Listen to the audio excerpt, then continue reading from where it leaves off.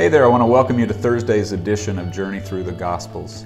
Today we are in Mark chapter 5, and in this passage, Jesus is ministering to people as he does so many times. He's healing people. Large groups of people are swarming around him, wanting to hear him teach, wanting to see him heal people. And so they're gathering around him, and in the midst of all of these people crowding around Jesus, a miracle happens that only two people know happened. Jesus and this woman. Let's look at it in verse 25. It says, "A woman was there who had been subject to bleeding for 12 years.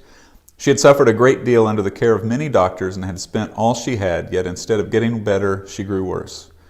When she heard about Jesus, she came up behind him in the crowd and touched his cloak, because she thought, 'If I just touched his clothes, I will be healed.'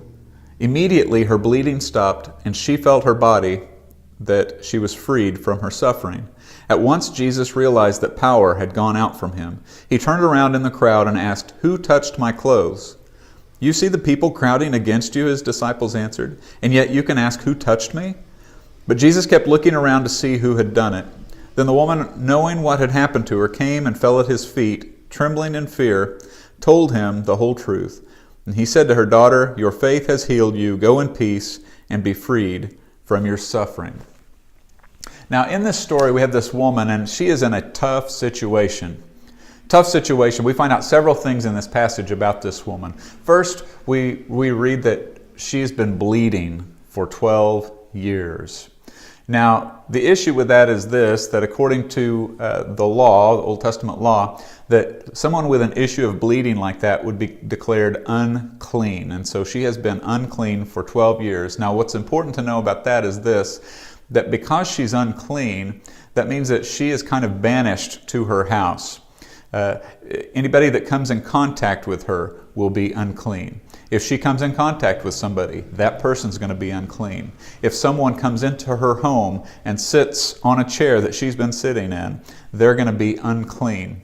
And so probably nobody has been to her house, and she probably hasn't been outside of her house much in 12 years. And so probably she's pretty lonely, would be my guess. The second thing is that we find out is that she's been to a lot of doctors.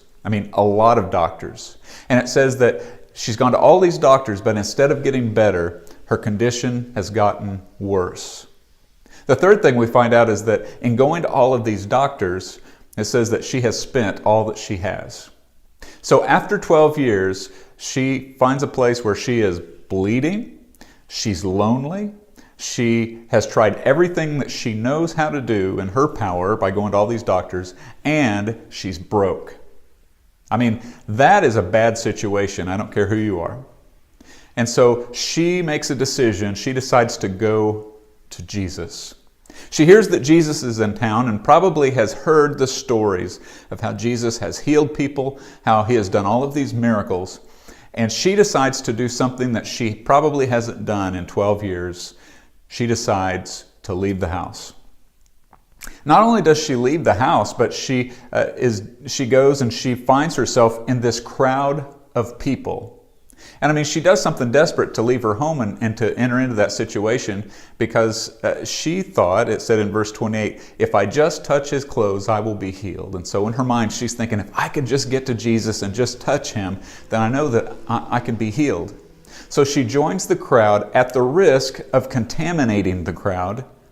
Then she risks contaminating Jesus by stretching forward to touch him. And when she touches him, it says that she is healed.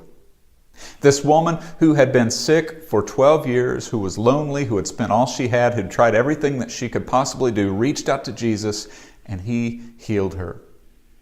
Maybe you find yourself in a situation today where you are desperate. Maybe you're in a situation where you've tried everything humanly possible to take care of the situation, but it's not getting any better.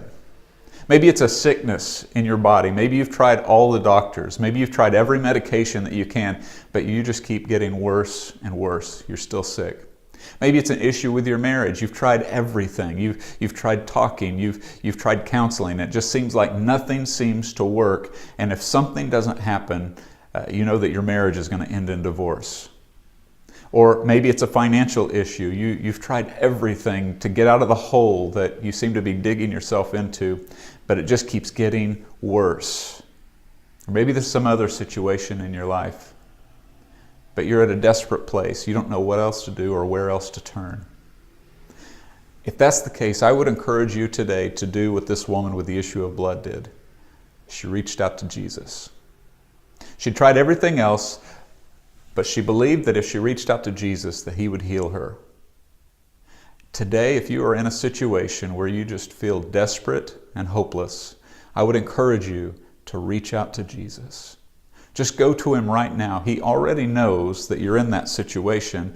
Just go to Him right now and pray and say, Lord, I need your help. Lord, I've tried everything else. Nothing seems to work. So Lord, I'm trying you. I'm desperate. I need your help. I need you. And I believe today that if you will do that and if you will call out to Him, I believe that He will answer you, that He will heal your situation, and you will see that He is a faithful and trusting God to follow. That's going to do it for today. Tomorrow, we're going to be in Mark chapter 6. I hope that you have a great day, and I will see you tomorrow.